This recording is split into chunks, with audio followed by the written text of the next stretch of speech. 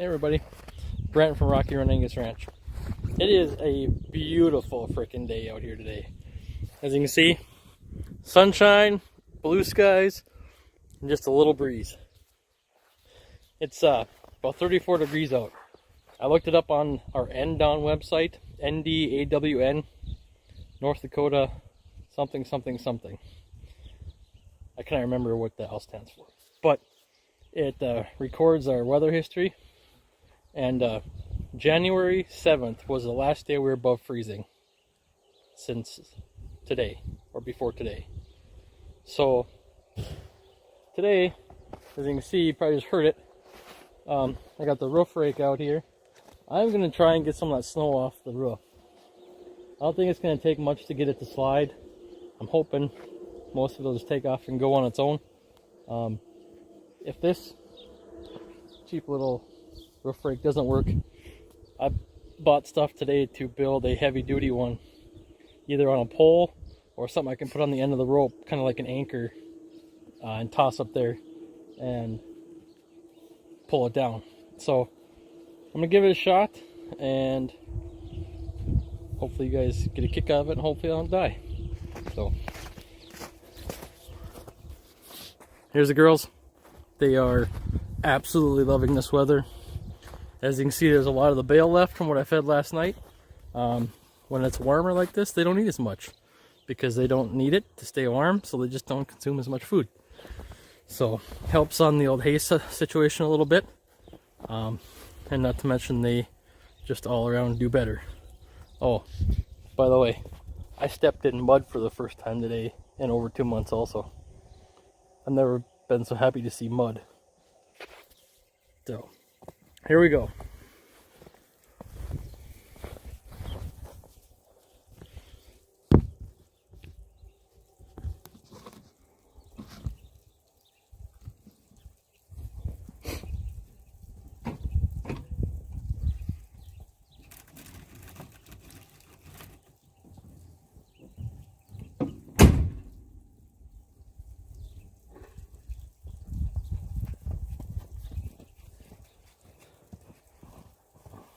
Gotta have a cookie first.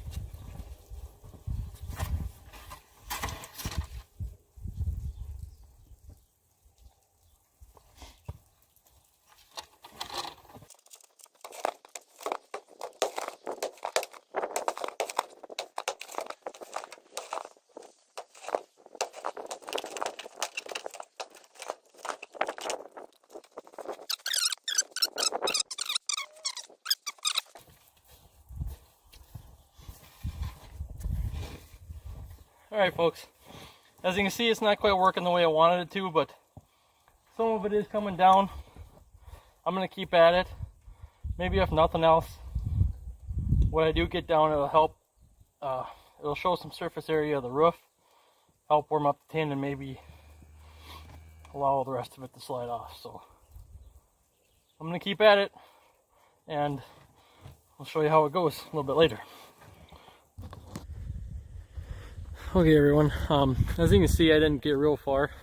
I made one swipe all the way across the front, kind of wimping out. My shoulders are shot just from doing that little bit. I'm not sure if I'm going to try and put that other deal together or not. I might put it together just to have it. On the back side, there's quite a bit of snow on the back side too. I haven't went around the back. I'm gonna have to get the snowmobile out and go around the back. So there's about 2 to 3 feet of snow back in the trees, and it's miserable walking back there. So I might do that, but I'm pretty confident. You know, as you can see, the snow is cracked off the top, and it's already slid down a foot to, heck, 3 feet in some spots. And now that some of that surface area is showing, there's water running down underneath it from the top. I think it's gonna slide off the rest of the way. I'm not too concerned about it right now, but the problem is we're gonna get a stinking blizzard here Wednesday night, starting Wednesday night through Thursday night. And we're in the 6 to 8 inch range, and not far east of us, maybe like 15-20 miles, is 8 to 12 inch range. So that's more my concern right now, because that's gonna be wet, heavy crap, and it's supposed to come along with 40 to 50 mile an hour winds.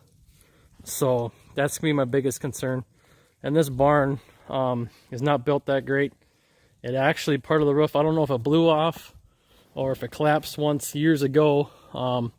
They had to put new roof on it, but on the trusses inside, there's no inside purlings or no runs connecting the trusses on the inside. So my biggest concern is the wind with the snow load on it.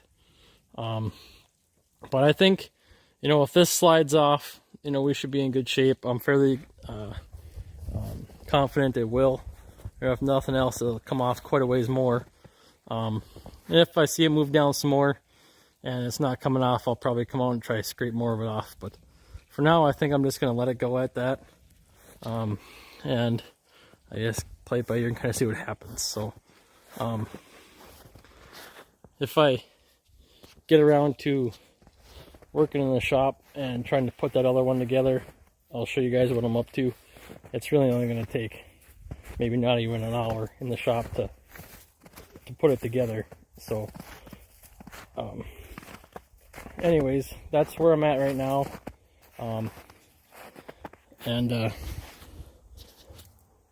one more quick shot of the cows here.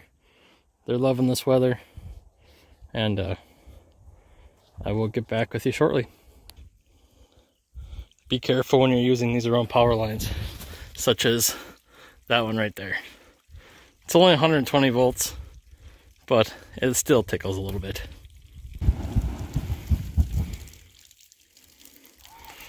Man, I was just a little bit too late.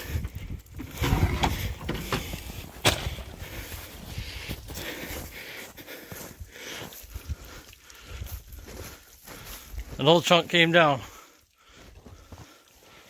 So I'm pretty confident the rest of this is going to come down real soon. So I just kind of started pulling a little bit more down, and I could tell it was kind of sliding a little bit real slow. So I'm going to keep at it, see if I can't get the rest of it to come down. I'm going to keep at it, see if I can't get the rest of it to come down.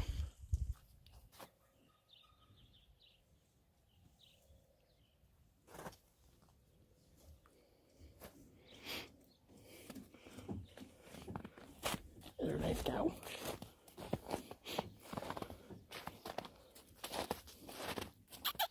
It's okay.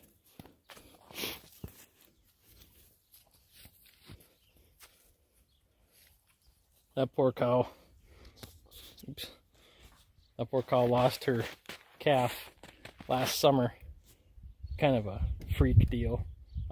He was a steer. Well, he was a bull calf when he died, but he was in the pasture just over across the road. And it had been a couple days since I rode the fence lines, or really rode around on the pasture. Every day I go by on the road, you know, and they all come over by the fence, especially if I got a bucket on. Anyways, I went around to check the fence one day, and I got close to a rock pile over there, and I could smell something dead. It's kind of strange. The closer I got, worse it got. I got over there, here, her calf was being kind of nosy and stuck her head, or his head, up in between two rocks. It was kind of dinking around, and went to pull his head out and got stuck. When they get stuck, they panic and just try and pull and pull and pull. Had he just walked ahead, lifted his head up, he could have walked right out. But they panic. And I didn't know it, didn't hear him, you know, being gone at work, you know, all day long, all week, and during the summer weekends, you know, 12, 14, 16 hours a day spraying when we get busy. I don't get to really see him that much, but I try to check him on every chance I get. Anyways, by the time I found him, he was just basically just his hide left and bones. The coyotes got to him, pretty much took care of it. So that was unfortunate. He was my biggest steer at turnout last year when I turned all the animals out into pasture. So it was kind of a sad deal, and also a $1,000 mistake. I I made and learned. It was a tough lesson learned to ride the pastures or count calves every time you go by. So it's kind of an unfortunate deal, but it's just a little short story about that cow. Alright guys, so it's the next day. It's Wednesday today. As you can see up there, most of it came down. There was just a little bit left last night. And actually when I got home from work about 45 minutes ago, there was still some up on the west end up there where those chunks are sitting. And that just came down here in the last half hour or so. That little bit is left up there yet. I'm not too worried about that. My biggest concern is what's on the other side. The biggest problem with what's up there is you can't hardly get around back there. You can get back in the trees, but there's 2 to 3 feet of snow in the trees, and there's a drainage ditch that runs right behind the building too. So it makes it really awkward, really hard to get back there and try to get up next to the building, especially with those roof rakes. You need, this is about the highest sidewall you want to get to, and you still got to stand 8 to 10 feet away from the building. So it's just not going to work with the roof rake back there. What I'm thinking of doing, possibly tomorrow, is taking that big Nipco bullet heater I got in the shop and come out here and close the doors, close the big doors anyways, and crank that thing up. And then we got a couple of those little the smaller bullet heaters that run off of propane, and turn those on in there too, and just get it nice and warm in there and heat up the tin, and maybe that'll bring some of it down. But the biggest issue right now is we got a storm coming, a big nasty storm, and it's gonna start snowing here, I would say hour to 2 hours, and we're supposed to have like 50+ mile-an-hour wind gusts tonight, starting this evening and going through tomorrow morning. But the biggest saving grace I got going for me right now is that's north, and there's supposed to be straight north winds, and it's kind of tough to tell, but we got a really good shelter belt on the north side of us, good thick trees, and then a line of evergreens on the north side of that too. So I think I'll be okay. Snow load's the biggest thing, but with at least half of it coming off, that definitely helps. Except, the headers that run on the other side of the building, they're going to take the biggest brunt of the weight. So I'm going to try and get up there, or try to do something tomorrow, whether it's run heaters or whatever, if I can. So we'll see what happens. But that's my plan right now. And I guess we're going to go from there. But I'll show you the cows here a little bit. As I was walking in here, I walked by one cow that she's not really bagging much, but she's showing on her back end.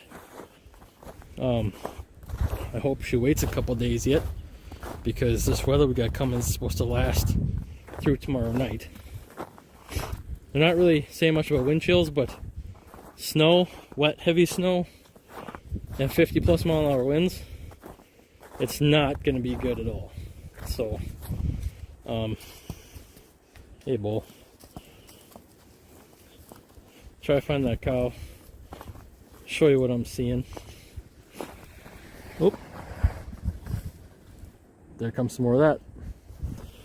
That last little bit should come down tonight yet. Anyways, oh, where'd you go, cow?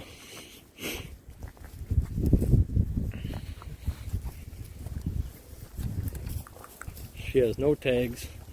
Well, a little tiny piece of her tag is stuck in her ear yet. So she's got the button on the back of her ear. That's about it. Oh, where'd you go?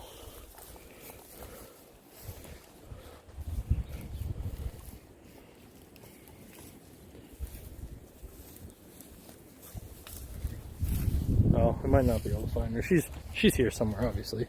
There goes a rooster. Doesn't.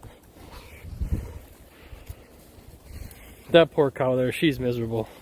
She is really pregnant. I'm afraid she might either have twins or it's going to be one big calf, but she had a nice big calf last year and had no troubles, so I'm not too concerned, but she's definitely miserable. So I really want to find that cow so I can show you guys. Oh, here she is. Tell by her hind end there, she's not super fluffy, but she's definitely springing up a little bit back there. But you know, if you look, she's not really have a udder going under her yet, but she could be one of those ones that'll fool you too and drop a calf, and all of a sudden she'll have a nice big udder under her. It's a little bit there, but anyways, that's what it's looking like here right now. We're just kind of waiting on the storm to get here. Not really waiting for it, but getting ready for it, I guess. Hopefully everything goes good. They're talking, well, a lot of the emergency management places around the area, Wells County here and neighboring counties are saying that, you know, with the weather coming and the winds and stuff, to get to a good solid structure, a place, home, wherever it may be, and stay there. And make sure you're prepared for the possibility of no travel, losing power, losing telephone, losing cell service and everything. So basically, be prepared to live off grid for a little while if need be. I don't think it's going to get quite that bad here. Not very far to the east of us, it's supposed to be worse. And down in the southeast corner of the state, they're really going to get pounded with snow. They're at like 8 to 12 plus inches. And this last blast last weekend, they got 12 inches. And over into western Minnesota, there's places that got 15 inches of snow this last weekend. So we got plenty of snow. We're going to have a mess when it does decide to start melting. Hopefully it doesn't just turn to spring and get warm and everything melt at once like last year.